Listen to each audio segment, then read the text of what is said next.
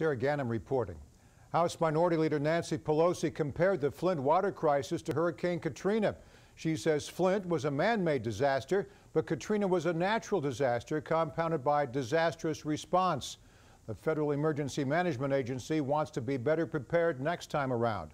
Diane Cho has that part of the story. Deservedly or not, the Federal Emergency Management Agency's public image took a hit during Hurricane Katrina.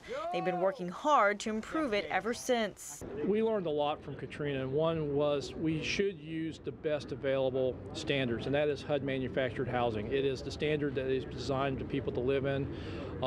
It has the durability, and it's the basis of which we provide our units. FEMA plays a huge role helping people get back on their feet once the president declares a state of emergency or a major disaster. Disasters happen anywhere, anytime. In some cases, if there aren't enough homes available to rent, FEMA will bring in manufactured homes to disaster areas. They serve as temporary housing for survivors. What I often tell people is your smoke alarm is going to go off in a minute and a half, typically, if you're doing proper smoke alarms.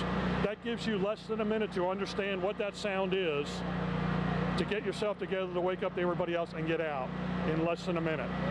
It's not enough time. This unit is an example of the next generation of temporary housing. We wanted to make sure they were the safest we could provide. That includes new features like sprinkler systems. If survivors don't hear the smoke detector go off, these units have a plan B. FEMA installed strobe alarms to go with them. And if a fire starts, there's a good chance it will put it out. But more importantly, it gives people in time a chance to escape. According to research by the National Fire Protection Association, the death rate per fire in a sprinklered home is 82% lower compared to those without automatic extinguishing equipment and wet pipe sprinklers. When you put people in an environment in a new home they're not familiar with after they've lost everything, it's just likely that there's an increased risk of accidents. Some of those may be accidental fires. This helps counteract that. It provides an additional layer of safety.